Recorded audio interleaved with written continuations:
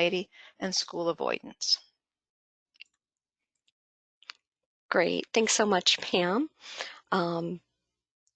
In just a moment, I will share my screen. My name is Laura Arrington, and I am the Family and Youth Education Coordinator here at Starbridge. So thank you so much for joining us today. So a few things that I want to cover today is we want to recognize when anxiety is impeding or interfering on a student's ability to get and go to school. We want to learn of the roles of schools and families in ensuring and supporting a student's attendance. And we also want to understand what supports and services are available to families and even to schools.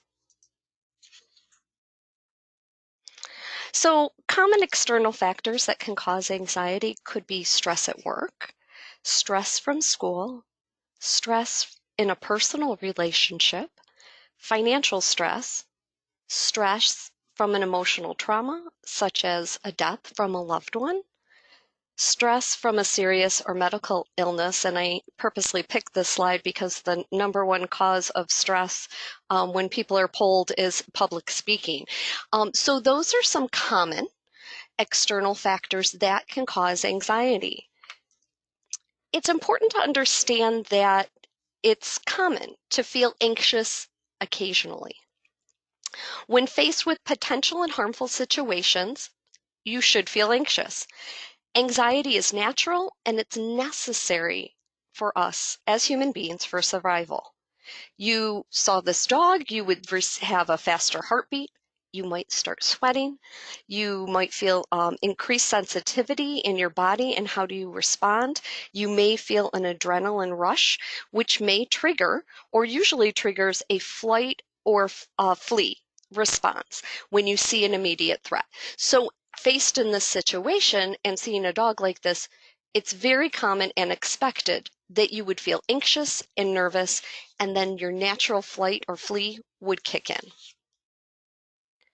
So when does anxiety become a problem? It tends to be chronic. It can be irrational.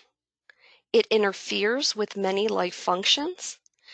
You start to show avoidance behaviors, insistent worry, and concentration, memory problems all stem from anxiety that can be problematic. It becomes a problem when it starts to interfere with a student going to school, making friends, leaving the house, and having fun. It's important to remember that not all anxiety is problematic, and not all problematic anxiety develops into a disorder.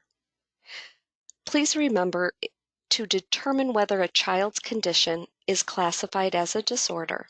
I would always encourage you to seek the advice of a medical professional who can discuss your concerns. But we're going to cover some concerns and when to maybe think I need to start talking to a medical professional. And we're going to cover what's called the 4 Ds of an anxiety disorder. And that's disproportion, disruption, distress, and we're going to look at duration. So disproportion. It's excessive, it's unreasonable, and it's out of proportion to the situation. What may seem like a little deal to you is a very big deal to your child. And of course, we see this and see, it's just a cat, why is this person so terrified? And that's when you start to look at what's going on with this child. You want to look at the disruption of it. The anxiety interferes substantially with the ability to function as a typical child would. They're not able to do daily routines, they're having trouble sleeping, and you can't get them to go to school. You want to look at distress. Is the child easily upset? Are they unhappy? Are they miserable? And you want to start thinking about the duration. A significant level of anxiety is consistent over a period of time. When you find that your child isn't going to school, is refusing to leave the house, we want you to start documenting it. Is this going on for a week? Has this been going on for a month? This is all great information to take to a medical professional. You could start with your child's doctor and say, here is what we're seeing. We are concerned. And I think the one reason why most people are joining us today is when it comes and manifests into school avoidance. And school refusal is when a child refuses to go to school on a regular basis, or they have problems staying in school. And this is very common. We hear this a lot at Starbridge. Children with school refusal might complain of physical symptoms shortly before leaving school, or they're repeatedly asking to go to the nurse. They have symptoms such as headaches, stomach aches, nausea, diarrhea. They could also be tantrums. They could be inflexible. They could have separation anxiety. They could be defiant or show avoidance to many activities. Sometimes anxiety starts off at not coming to school for a day or two. Keep in mind, the more a child is away from school, the harder it can be to go back. It naturally increases their anxiety. They know their schoolwork is piling up, and they're going to go back and feel confused about what's going on, or that the questions that other students may start asking when they've been away from school. If your child misses even a day, you can always email their teacher to get the work that they missed. Now, as we know, today in society, there are times that we all struggle to help our child with homework. But we want to give you some ideas to start working with the school and help the school to start working with the families. Every school day counts.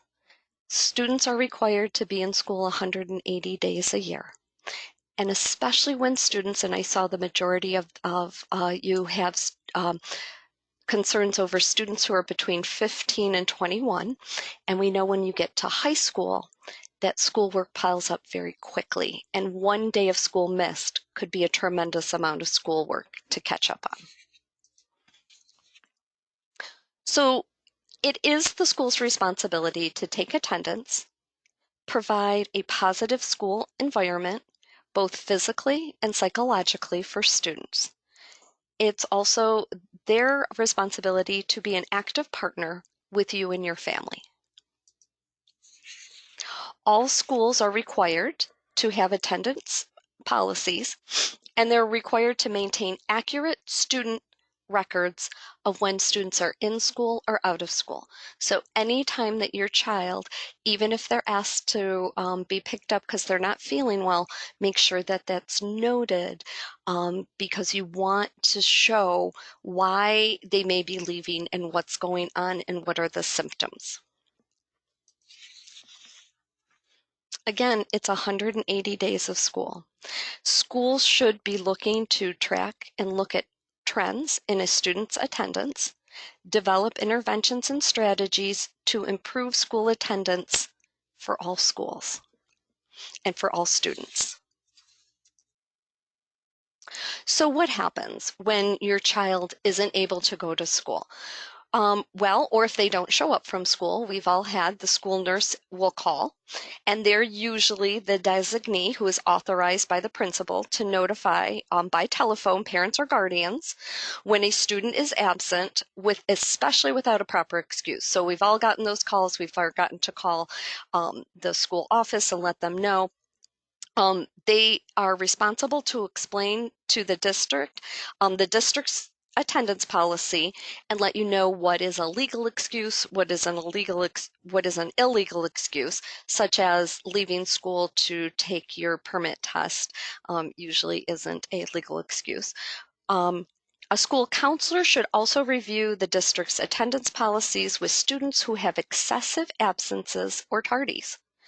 In addition, student support services or personnel within the district should collaborate or refer the student and their family to community supports and services or other agencies when they notice excessive absences or tardies. Now here's what I'm going to say my best advice. When your child is anxious and you're not able to get them to school, please don't call them in sick. Then they have a misunderstanding of what's really going on. We want you to call your child in anxious. Tell them you cannot get your child to school. Call the nurse. Tell the principal. Call the school counselor. It doesn't hurt to contact all of these people. This way, the school really knows what's going on. They may misunderstand and think the child has a different type of condition. When you call them in anxious, you can start working with them on how to get your child to school. Communication is very important, and it helps create the data you need to obtain the supports and services your child may need to be successful. So what happens when your child is absent for a cumulative of 5 days? Well, you should get a letter in the mail, and I say these are good practices. Most schools will send a letter and let you know they have been absent for a total of 5 days. At 10 days, again, good practice is the principal or the school counselor may request a parent conference and send a letter letting them know that you've missed 10 days out of the 180 days and try to touch base with the families.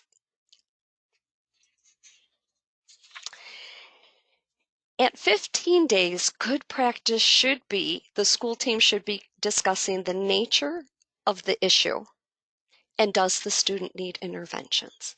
That's why calling your student in anxious is going to be extremely helpful so that they can help and develop potential plan to support the student and find out what's going on. Now at 20 days, good practice is for schools to notify pupil services or even the school doctor sometimes at 20 days if they keep hearing that a child is sick or they have unexcused absences, they may make a referral to CPS or Child Protective Services. And I know no parent wants to come home and find someone from CPS standing in their driveway. So that's why it's extremely important to start talking to the school, start writing your paper trail. So if that does happen, you can show, I'm struggling to get my child to go to school. Here are the days that I've called school. Here are the people that I told them that they're anxious and we're really struggling to get them to school.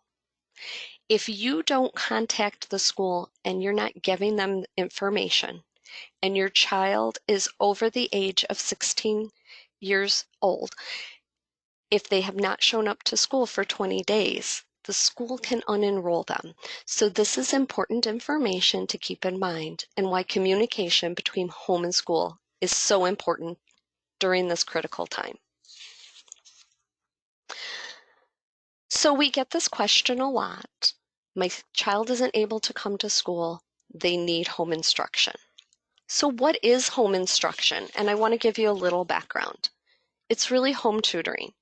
It's a certified teacher who usually, and I'm going to say usually, can go into the home for a minimum of 1 hour a day for elementary students. Yes, that's only 5 hours a week. And a minimum of 2 hours a day for middle and high school students. So not a tremendous amount of time, especially when we start thinking about those high school students. So what happens when a student isn't at school and they're getting home tutoring? Well, they're missing those classroom conversations, working as a team with their peers, and getting this social emotional development that should be coming with school. And when we look at home instruction versus classroom instruction, as I said, for high school students, you're getting 2 hours a day, 10 hours a week. It's about a third of your education. And I just wanted to show you this sample of a typical day for some students, especially in high school. When you look at, remember, when you're in high school, up here it says tech lab. When you're taking a science, you're also taking a lab. So how do you get your labs in when you're missing high school? How do you get English language arts? Look at how many hours a day a student is at school. They're missing a tremendous amount of instruction. I'm not saying this to stress families out. I'm saying it because the goal should always be, and the focus of families and the team, school team, should be, how do we help and support this student to get them back into school so that they have access to their public education? So there are times when a student is unable to go to school. This is really important when you go to your child's medical professional, and it may be a doctor, it may be a psychologist or a psychiatrist who is working with them. If your child isn't able to go to school, we really want you to seek support from outside specialists who can help. But what happens is they tend to write notes that say the student will be on home instruction or can't come to school for the next 3 months. So that tends to make everyone very nervous. At school, and even New York State Department of Education, they look at the school district and says, where's this child? So we want to encourage you to have the doctor write a note. And always be looking at when can potentially the child come back to school. The doctor may say to you, they are not able to attend school. I really think, they have severe anxiety. They're not able to come to school for the next 3 months.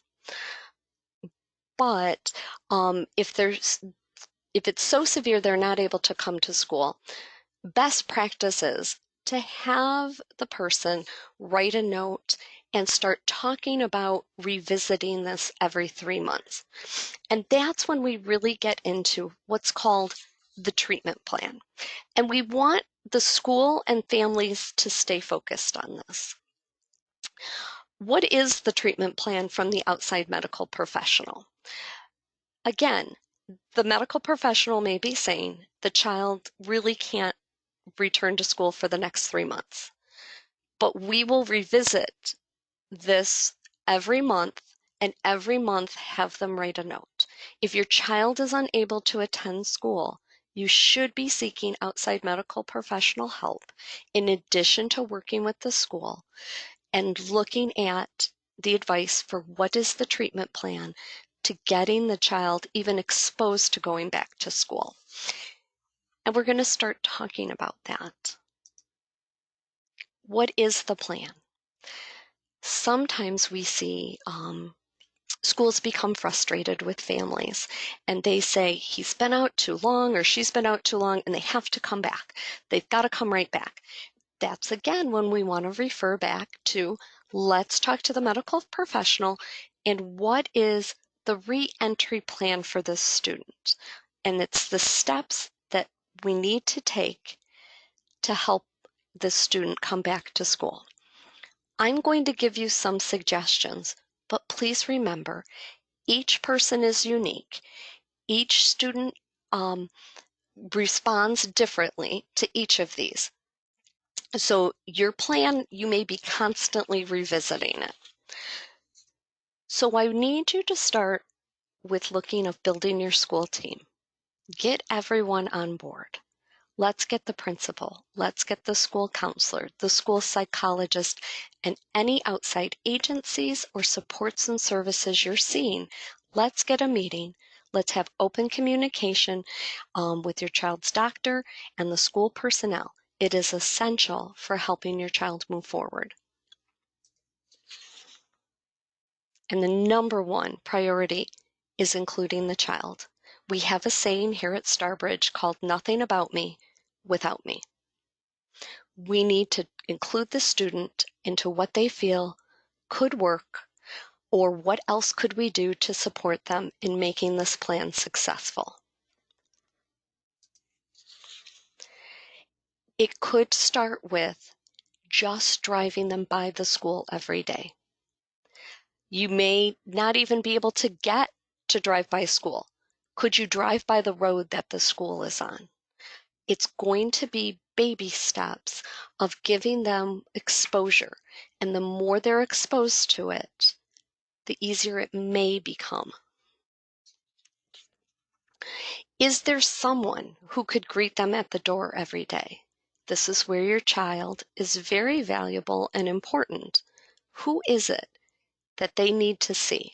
Who matters to your child that could come out to the door or to the car when they're ready to start returning to school?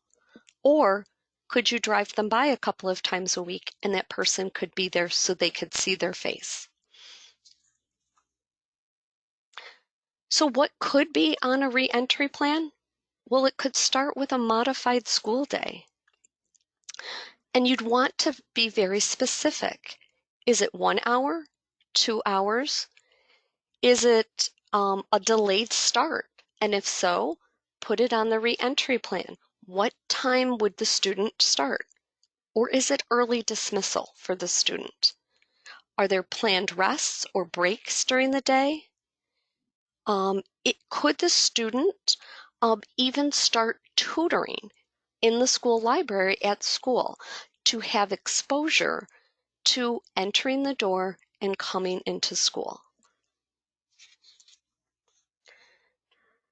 What other accommodations? And these are just compassionate accommodations that anyone could get.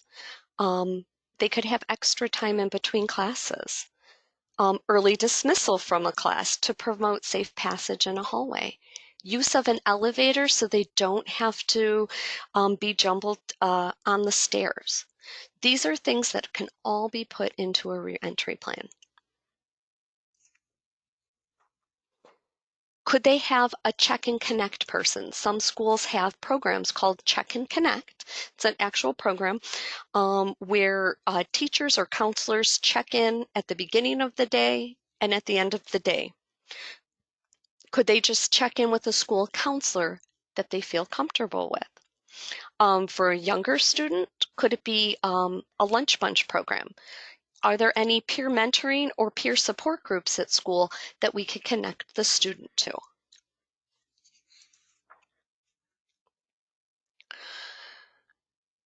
So we want to get students comfortable with coming to school. They could come in, they could walk the halls after school, before school.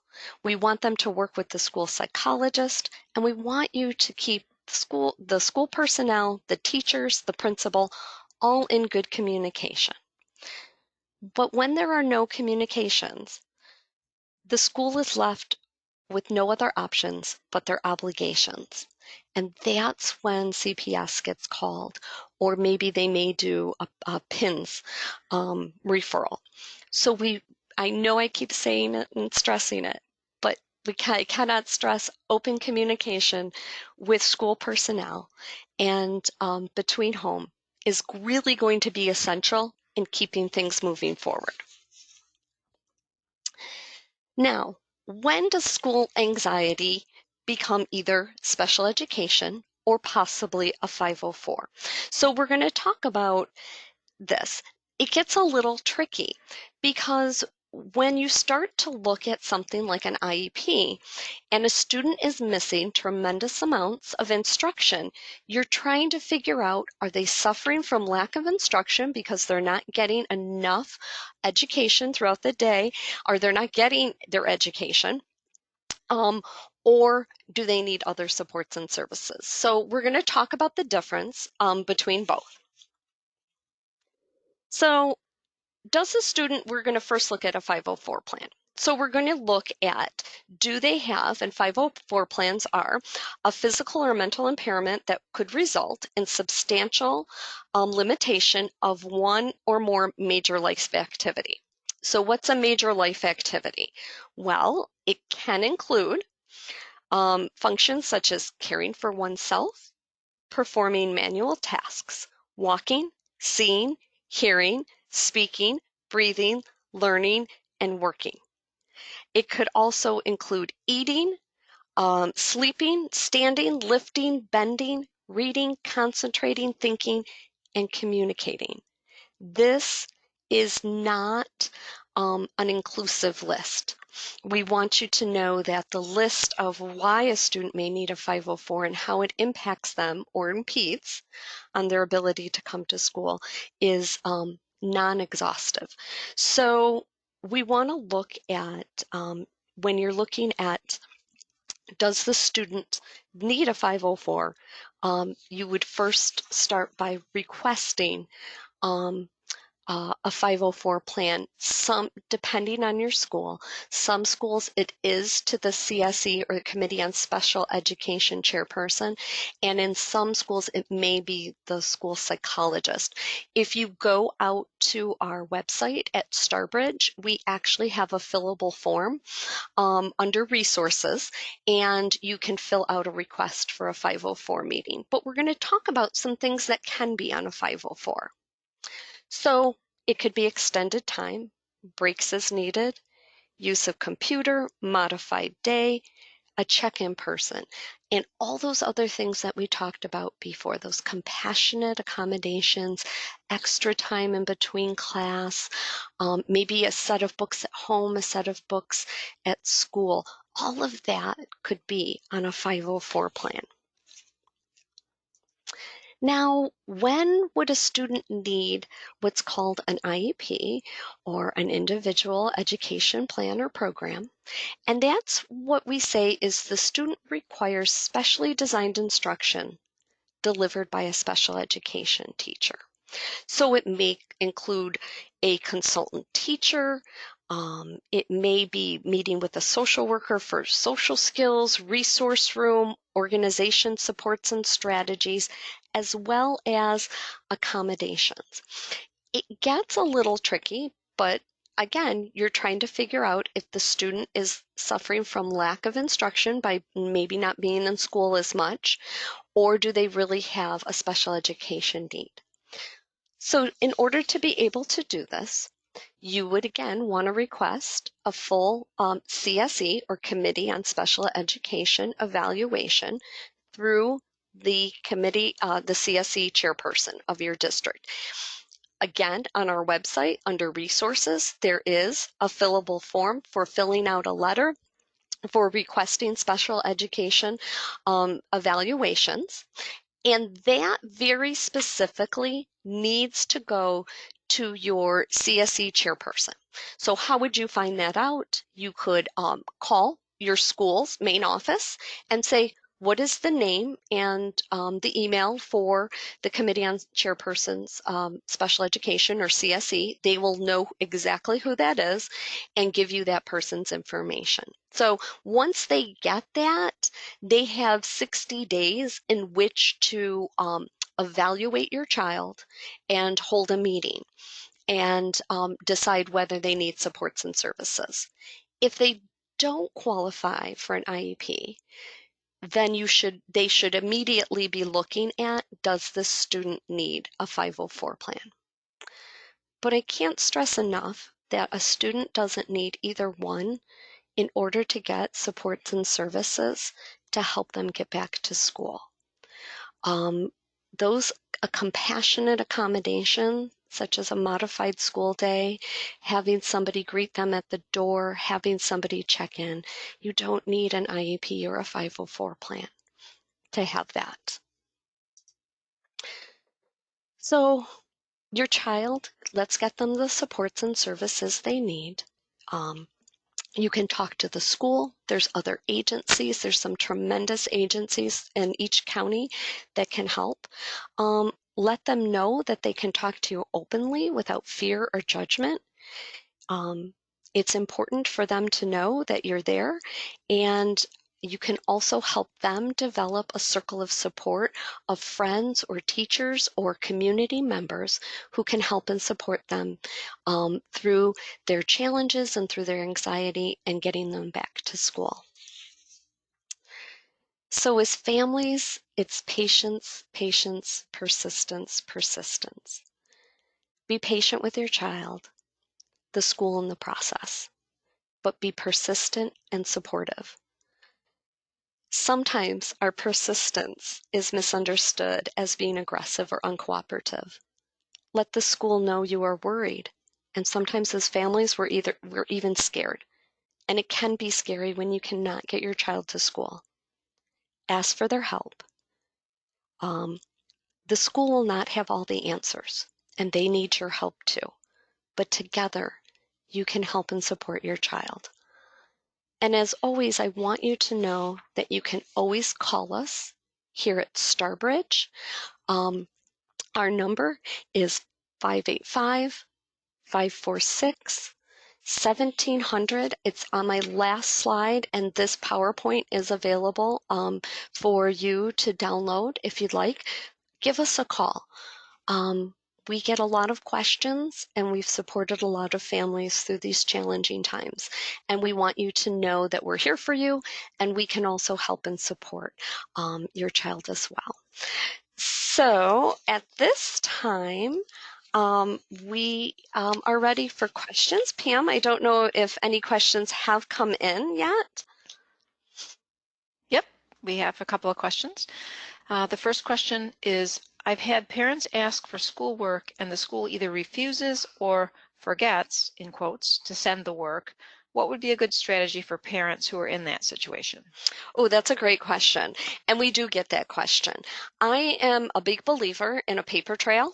And if you are not getting that, I say I would email the teacher, the school counselor, and copy in the principal and let them know that you're not getting that schoolwork and how soon can you get it. And that it is crucial to helping the student feel less anxious to the school that they're missing.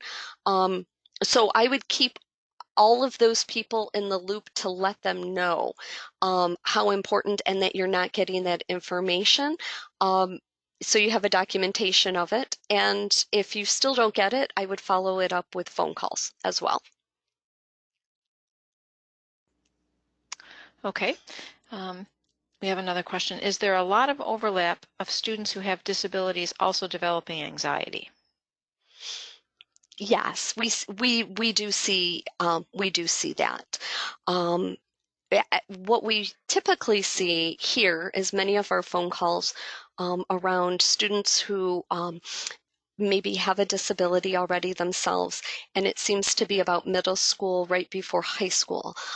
We see a lot of our students having anxiety issues that sometimes turn into school avoidance. So yes, we but on the other hand, we do see students who are doing extremely well one year, and the next year the families call us and say, I don't know what happened. We can't get them to school. What's going on? And again, that's when we always want to help connect families to other outside professionals who can help. I think it's important to remember that school counseling is um, how things relate to students and their feelings about school. It's not therapeutic counseling. So school counseling is always important and can be extremely helpful. But when you're starting to look at a student with extreme anxiety and they're in school avoidance, that's when a therapeutic outside counselor can also be extremely helpful as well. Thanks, Laura. What documentation would you suggest to show how anxiety is impeding a student's ability to perform or attend school? I would say I would first work with your outside therapists or counselors or medical professionals. Have they been diagnosed with an anxiety disorder? How does that anxiety disorder manifest or show up in them? And have them write out how it's impacting them at school. Share that with the school nurse, the school counselor, even potentially the principal, to let them know how it's impacting them. I'm going to tell you that it's going to hold more weight having either a doctor or an outside therapist or professional diagnosing them and sharing that information with the school. Thanks, Laura. There was a follow-up Oh, question to sure. that about trying to get the school to buy in with the idea that the student's anxiety is severe enough that it prevents them from coming to school. And I think you've answered that by saying involve a professional counselor who can provide some Absolutely. backup to that. I think the other important thing is, and I know this can feel uncomfortable for families, but having or allowing the school and whoever the outside medical professional is to speak to one another can be helpful. I've worked with families where we've talked to the outside psychologist, and they keep referring back to their treatment plan for the student and how important it is to follow the treatment plan. Some schools, as I said, will say, let's get them right back to school. For some students, that could be very detrimental. It's like going from 0 to 60. So you want to make sure that have a meeting, hold on, let's get the medical professional involved, and we need to stay focused on what the treatment plan is for the student.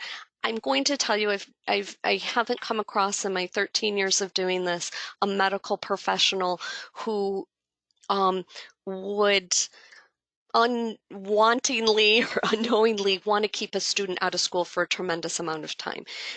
Their goal is to let's treat them, let's get them back to school in a way that won't be detrimental or undo all the hard work we've done. Thanks, Laura. So the language of referring to something as a treatment plan can help to provide emphasis to the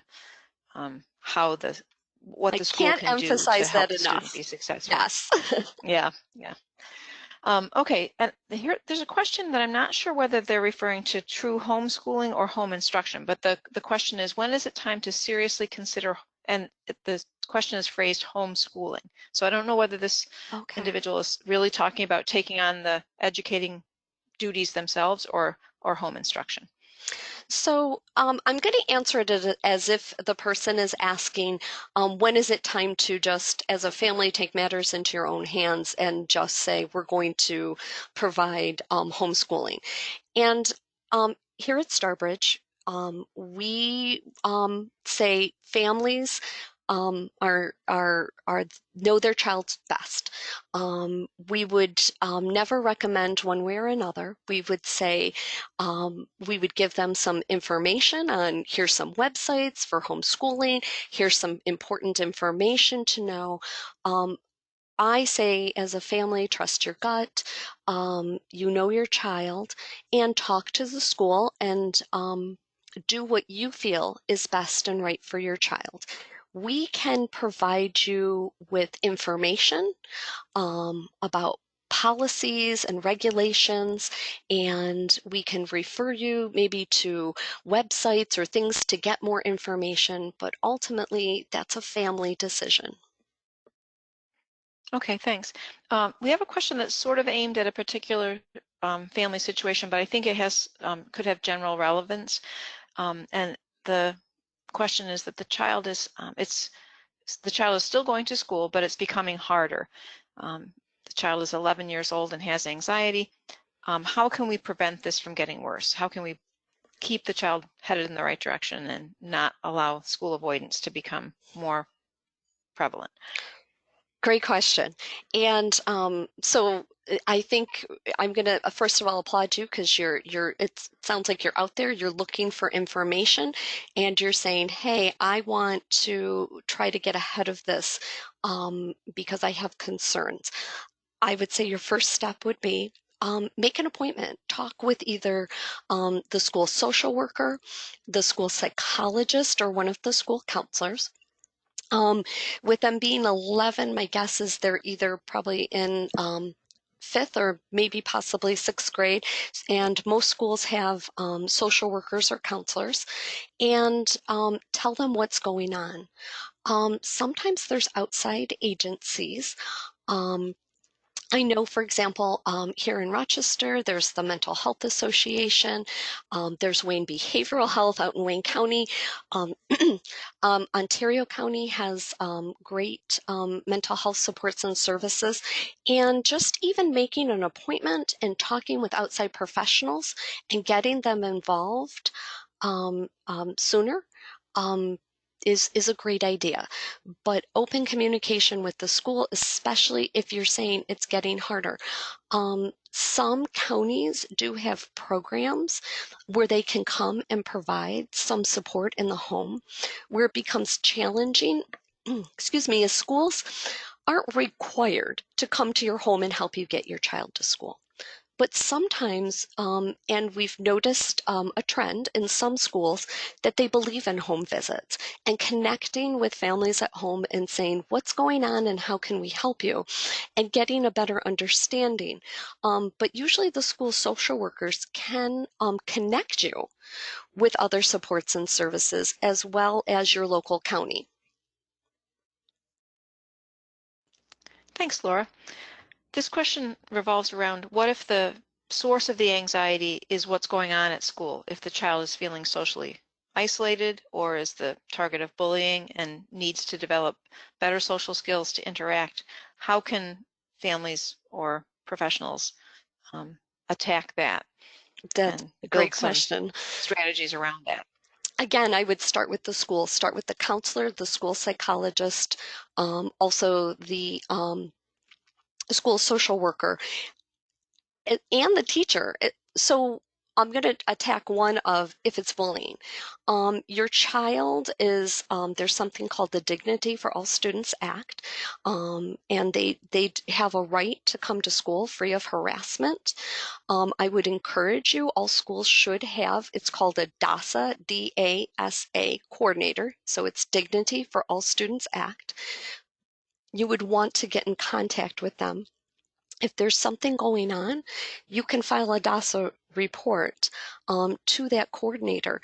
We need to help and support that student.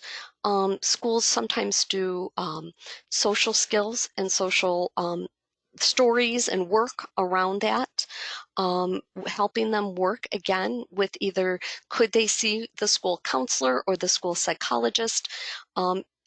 We need children and students to feel safe at school, and that's their right to feel safe. So if you're not, I do want you to go to the DASA coordinator, and if nothing happens, I want you to go to the principal of the school, let them know, and talk to them about your concerns. Talk to the school about what social skills groups, or are there even outside groups? I know sometimes students who have autism need that extra help and support around social skills, and also have a lot of anxiety. And there's some really great agencies, such as Autism Up, that offer supports and services and those types of groups, or can refer you to very specific groups that can support your child. But yes, again, involve the school. And I say, when you build your team, ask everyone. Everyone's fair game. Bring them all in. Build your team and get that it takes a village to support a child and help them get to school. Thanks, Laura. Do we have any resources that are specifically targeted to identifying providers who have some experience in working with students who have school avoidance, so that families are not trying to navigate and do a trial and error, trying to find the right provider, the right counselor, or whatever? That's a great question. I would say, so if you have questions, I would have you call our intake line. And actually, you know what? Let me just move to the next screen so you have that. Or at the bottom, you can email us. And our intake specialist would be able to, while we don't go, we recommend this person, we may say, here's a list of providers or people who do this sort of work with families. And also, especially if you're in a specific area or county, she would be able to then connect you to those resources in your county. Great. That's the last question that we have in our queue right now. Okay, So we great. can wait a minute. You can finish up and do any kind of summary, and then if anything else comes in, I'll let you know. But I think it's a very knowledgeable audience with a lot of great questions.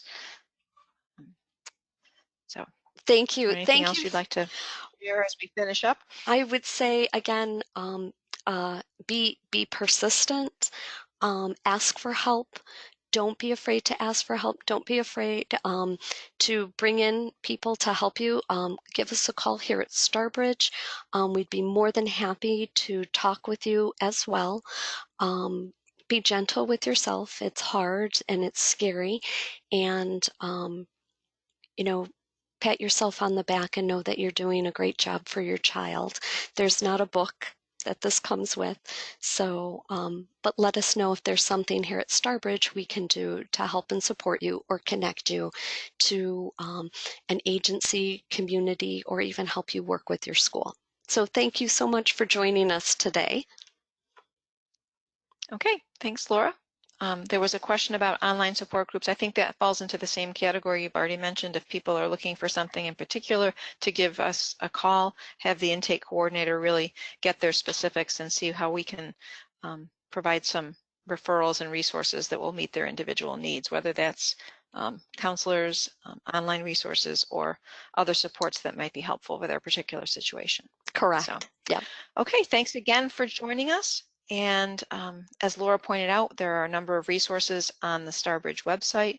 You can locate those by going to www.starbridgeinc.org. You'll find a navigation bar and you'll be able to locate those resources.